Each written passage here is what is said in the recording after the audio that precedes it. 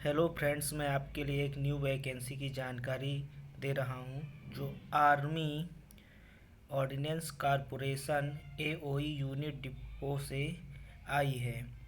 यह post material assistant के लिए है। हाँ, सबसे पहले ध्यान दीजिए डियर अपीयरेंट्स, एप्लीकेशन फिल करने की डेट की स्टार्टिंग डेट जो है 23/10/2022 से शुरू होगी और एप्लीकेशन फिल करने की अंतिम डेट 12/11/2022 तक भर सकते हैं आप। एप्लीकेशन फ़ीस जो है ₹0 है। जनरल, ओबीसी, ईवीएस और एसटी सभी कैंडिडेट्स के लिए इसकी फ़ीस 0 है। और अब इसके बारे में वैकेंसी की डिटेल हम बताने जा रहे हैं आपको कि कितनी वैकेंसी किस डि किस पोस्ट पे किस कैटेगरी के लिए कितनी पोस्ट निकली हुई है। तो मटेरियल असिस्टेंट पोस्ट के लिए जनरल वैकेंसी आपकी 117 पोस्ट है और ईडब्ल्यूएस 42 पोस्ट है। ओबीसी के लिए 113 पोस्ट है और एससी के लिए 62 पोस्ट है और एसटी के लिए 31 पोस्ट है। टोटल 149 पोस्ट है। और इसकी पे स्केल की बात कर लेते हैं। जो आपको सैलरी मिलेगी 29,200 से लेकर के 92,300 रुपये तक लगेगी। ये पाँचवा लेवल होगा, ये आपका पाँचवा लेवल है। देखिए, ये स्क्रीन पे आपको बताया जा रहा है कि वैकेंसी। अब देखिए जोन वाइज आपको बता दें कि कहाँ से कितनी वैकेंसी रिलीज होंगी। ईस्टर्न जोन से निकली हुई आसम, ईस्टर्न जोन में ईस्टर्न रीजन में कौन कौन से स्टेट आते हैं ये आपको बताते हैं। यूनियन टेरिटरी और स्टेट: आसम, अरुणाचल प्रदेश, नागालैंड और मणिपुर। इससे 9 वैकेंसी, इससे 10 बस वैकेंसी निकली हुई हैं। वेस्टर्न से दिल्ली, पंजाब, हिमाचल प्रदेश, हरियाणा 120 पोस्ट निकली हुई हैं। नॉर्दर्न रीजन से जम्मू एंड कश्मीर, लद्दाख 23 पोस्ट निकली हुई है। साउदर्न महाराष्ट्र, तेलंगाना और तमिलनाडु आते हैं, इसमें 32 पोस्ट निकले हैं। साउथ वेस्टर्न में राजस्थान और गुजरात आता है, इसमें 23 पोस्ट निकली हुई है। और सेंट्रल वेस्ट जोन में रीजन में मध्य प्रदेश, उत्तर प्रदेश और उत्तराखंड आता है और इस वाले रीजन में आपको 185 पोस्ट निकली हुई है। और सेंट्रल ईस्ट वाले में वेस्ट बंगाल और झारखंड, सिक्किम, जिसमें 26 वैकेंसी निकाली गई है। अब एलिजिबिलिटी फॉर कैंडिडेटर नेशनलिटी और सिटीजनशिप में की बात करते हैं। तो वहाँ से कैंडिडेट क्या हो, सबसे पहले तो इंडिया का रहने वाला हो और सब्जेक्टेड ऑफ नेपाल और भूटान का रहने वाला, लेकिन 1 जनवरी 1962 से पहले वो भारत में सेटलमेंट हो गया हो, रह रहा हो, तो वो इस फॉर्म को भर सकते हैं। अब देखिए यहाँ से मटेरियल असिस्टेंट पोस्ट के लिए जो डेट की एज की लिमिटेशन है वो क्या है, 18 साल से 27 साल की होनी चाहिए। Below age relaxation as para 5 below दिया गया है। और इसमें देखिए क्या मिनिमम क्वालिफिकेशन क्या होनी चाहिए इस फॉर्म को भरने के लिए, आपके पास क्या क्या एजुकेशन होना चाहिए, आप क्या किए हैं, ये इसके बारे में जानकारी दे रहे हैं। तो इसमें कहा गया है ग्रेजुएशन किसी भी लेवल से, मतलब बैचलर डिग्री आपके पास होनी चाहिए, चाहे उसमें बीटेक हो, चाहे बीए हो, चाहे बीएससी हो, चाहे बीकॉम हो।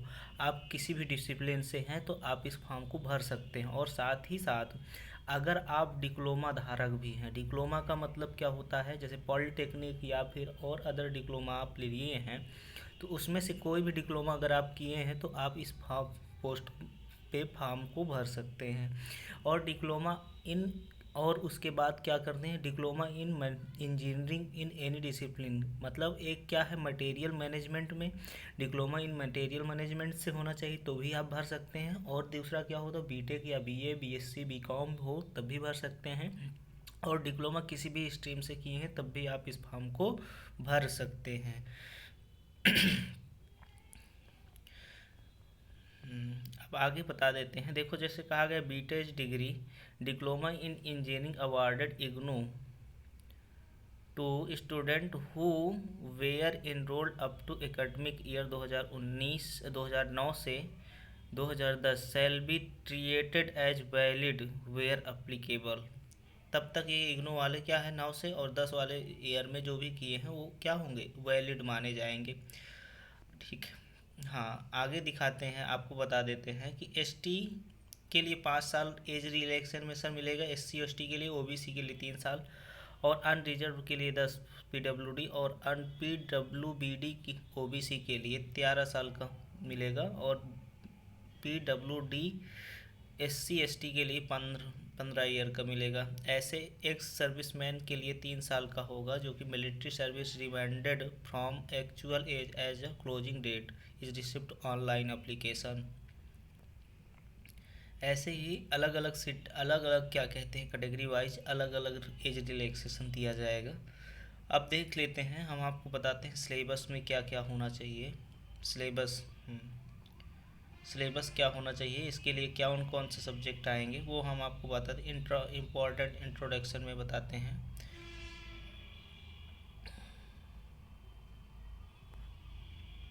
हाँ देखिए, candidate requirement uploaded scan copies of the following documents. आपको स्कैन कॉपी क्या क्या करना है, आईडी प्रूफ में होना चाहिए Aadhaar, PAN, voter ID, passport only of size 50 KB each. मतलब ये जो passport size photo, voter ID, ये जितनी भी चीज़ें हैं ये आपकी कितनी 50 KB पे होना चाहिए। साइज इसका कितना होना चाहिए, 50 KB होता है। Port latest passport size photograph more than 3 महीने पुरानी से ज़्यादा नहीं होनी, 3 महीने से के अंदर की ही खिंचाई हुई फ़ोटो होनी चाहिए जो आपको लोड करना है। और ये भी क्या कहें, नॉट एक्सीड, बड़ी नहीं होनी चाहिए, 50 KB से ज़्यादा नहीं होनी चाहिए। अब देखिए सी दिस और अदर क्या होना चाहिए, हाई स्कूल पासिंग सर्टिफिकेट आपको लोड करना है, ग्रेजुएशन सर्टिफिकेट लोड करना है, issued by the recognise board या यूनिवर्सिटी या बोर्ड की जो भी दी गई हैं आपको, क्या पासिंग ईयर जो सर्टिफिकेट मिला हुआ है, पासिंग हाई स्कूल पास में और ग्रेजुएशन पास में जो मिला हुआ है या डिप्लोमा पास में जो मिला हुआ है, वो आपको 200 KB maximum format, only format PDF format में आपको ही लोड करना है। 200 KB ईच, मतलब 200 KB से कम नहीं होनी चाहिए, बराबर होना चाहिए, 200 KB के लगभग होना चाहिए। अब देखिए यहाँ से, candidate are required to submit the online application form and take print out of the application and acknowledgement of the feature reference. Features के रेफरेंस के लिए आपको क्या करना है, उसको डॉक्यूमेंट को डाउनलोड कर लेना है और अपने पास में रखना है।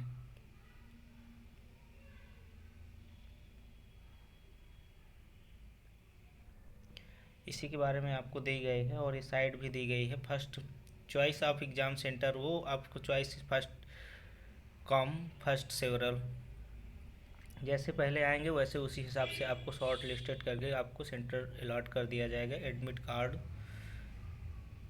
Schedule, requirement railway. अब देखो यहाँ से आपको मटेरियल साइंस के लिए 2 एग्ज़ाम के देने पड़े, detail physically inducer skill test में जो है फर्स्ट स्टेज क्वालिफाइंग करेंगे तब सेकेंड स्टेज रिटर्न एग्ज़ाम होगा। और फर्स्ट स्टेज में देखो syllabus of the 5 level graduation standard का जो लेवल है उसमें कहा गया है जनरल इंटेलिजेंट एंड रीजनिंग के जो, मतलब रीजनिंग के जो क्वेश्चन आएंगे 50 क्वेश्चन आएंगे, 50 मार्क के आएंगे। और न्यूमेरिक एप्टीट्यूड है, जो आपकी मैथ होती है, एप्टीट्यूड होती है, वो 25 नंबर्स के आएंगे। मैथ 25 नंबर के आएंगे और 25 मार्क्स भी मिलेंगे, 25 क्वेश्चन आएंगे, 25 मार्क्स मिलेंगे। और जनरल अवेयरनेस 25 क्वेश्चन आएंगे, जिसमें से आपको 25 क्वेश्चन में 25 क्वेश्चन के आंसर 25 मार्क्स में दिए गए हैं। और इंग्लिश लैंग्वेज कम्प्रीहेंशन में 50 क्वेश्चन आए हैं, इंग्लिश लैंग्वेज और 50 उसमें, तो 50 मतलब टोटल 150 क्वेश्चन आपको करना है। 2 घंटे में टाइम मिलेगा, minutes extra for each handicap candidate. और हैंडीकैप कैंडिडेट्स को क्या मिलेगा, हैंडीकैप कैंडिडेट्स को 20 मिनट एक्स्ट्रा दिया जाएगा।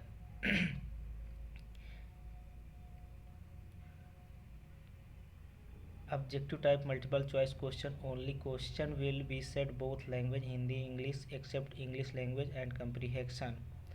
इंग्लिश लैंग्वेज और कम्प्रीहेंशन को छोड़कर किसी भी लैंग्वेज में, हिंदी इंग्लिश में आप क्या करते हैं, चूज कर सकते हैं। Examination will be conducted objective type question to the answered OMR sheet simple fish give the candidate corner website www.AORC requirement gov.in पे। और इसमें गलत, इसमें there will be provisional of the negative marking 0.25, मतलब 1/4 भाग आपको रिटर्न एग्जाम में किया जाएगा। जनरल इंटेलिजेंस एंड रीजनिंग ये सिलेबस दिया गया है, आप इस नोटिफिकेशन में देख लीजिएगा, हम आपको बता देंगे। ये सभी नोटिफिकेशन की लिंक आपको डिस्क्रिप्शन बॉक्स में मिल जाएगी, कृपया करके वहाँ से क्लिक करके और पूरी स्पेसिफाइड नोटिफिकेशन को पढ़ लें, रीड कर लें, जिससे आपको। और अगर आप चैनल पे नए हैं तो चैनल को सब्सक्राइब करो और बेल आइकन दबाओ, ताकि हर नोटिफिकेशन आपको सबसे पहले मिल जाए। धन्यवाद।